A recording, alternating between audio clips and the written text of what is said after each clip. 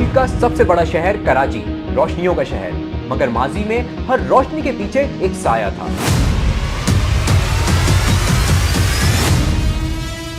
कभी यहां गोली चलती थी तो जिंदगी रुक जाती थी, जनाजे मामूल थे, खौफ आम था।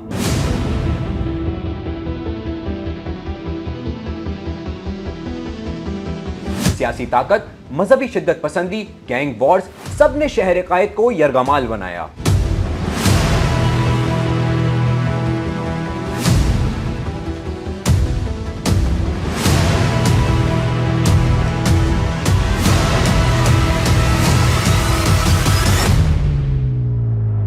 फिर आया 2013 और रियासत ने ऐलान किया कि बस बहुत हो गया।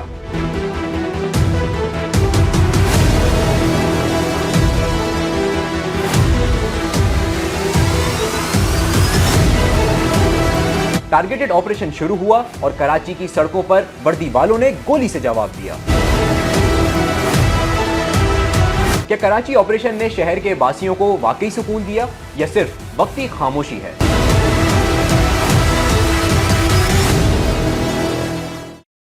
पाकिस्तान का सबसे बड़ा शहर कराची रोशनियों के नाम से जाना जाता है। इस शहर ने कई नशीबो फराज देखे। कभी यहाँ की सड़कें सियासी जमातों के झगड़ों के दौरान खून से लाल रहीं, तो कभी मजहबी टारगेट किलिंग से इस शहर का अमन बर्बाद हुआ। कभी गैंग वॉर्स ने कत्ल गारत मचाया, तो कभी कलअदम तंजीमों ने मासूम लोगों को निशाना बनाकर इस शहर में दहशत फैलाई। कराची में खून रेजी की दास्तानें इतनी तवील है कि एक डॉक्यूमेंट्री में नाकाबिले बयान है, लेकिन गुज़िश्ता 10-15 सालों में यहाँ के हालात में वाज़ेह तब्दीली का दावा किया जा रहा है।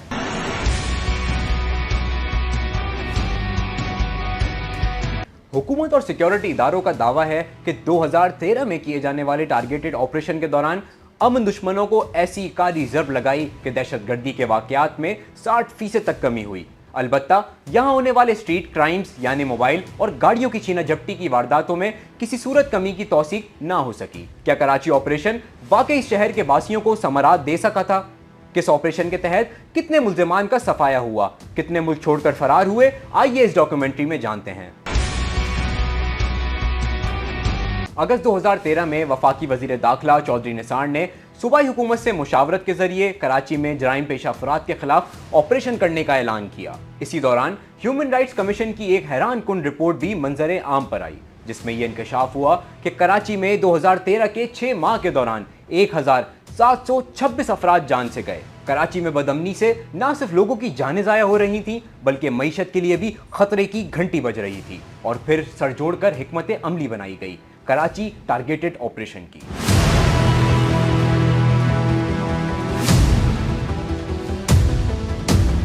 कराची टारगेटेड ऑपरेशन शुरू हुआ तो पुलिस और रेंजर समेत दीगर कानून नाफिज करने वाले इदारों ने जराइम पेशा अफराद, गैंग्स और कलअदम तंजीमों के खिलाफ ताबड़तोड़ कार्रवाइयां की। शुरुआत में तो ऐसा रद्द अमल आया जैसे मक्खी के छत्ते को छेड़ने से आता है। क्रिमिनल्स की जानिब से ऑपरेशन के दौरान सख्त मुजाहिमत का भी सामना हुआ और टारगेटेड ऑपरेशन के दौरान भी कई बड़े वाकयात रूनुमा हुए, लेकिन सिक्योरिटी फोर्सेज ने इनके खिलाफ कमर कस ली थी और कार्रवाइयों पर कोई समझौता ना किया गया।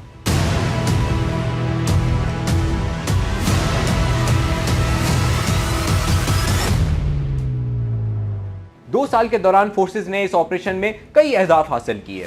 सितंबर 2015 में ऑपरेशन के 2 साल मुकम्मल होने पर जो अदाद व शुमार सामने आए, इसमें 14,000 से ज़ायद मुल्जिमान को गिरफ्तार करने का दावा किया गया, जबकि 1172 क्रिमिनल्स इस ऑपरेशन में हलाक हुए। रेंजर्स के कर्नल अमजद के मुताबिक 2 साल में तहरीक तालिबान, लश्कर जंगवी, सियासी जमातों के मुसल्लह धड़े और गैंग वॉर्स के खिलाफ भरपूर कार्रवाइयां की गईं और इनका कला कमा किया गया।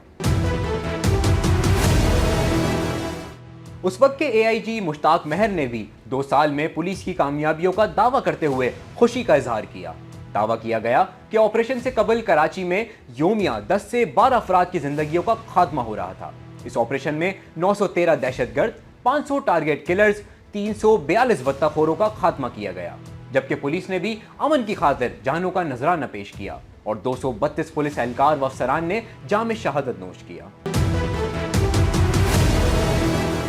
टारगेटेड ऑपरेशन के बाद मुतादिद जराइम पेशा अनासिर या तो ज़ेरे ज़मीन चले गए या मंजर आम से गायब हो गए, जिसके बाद टारगेट किलिंग और दहशतगर्दी के वाकयात में नुमाया कमी देखने में आई। इस कामयाब कार्रवाई ने साबित कर दिया कि रियासत भी एक माँ की मानंद होती है और जब माँ सख्ती पर उतर आए तो घर का सुकून लौट आता है।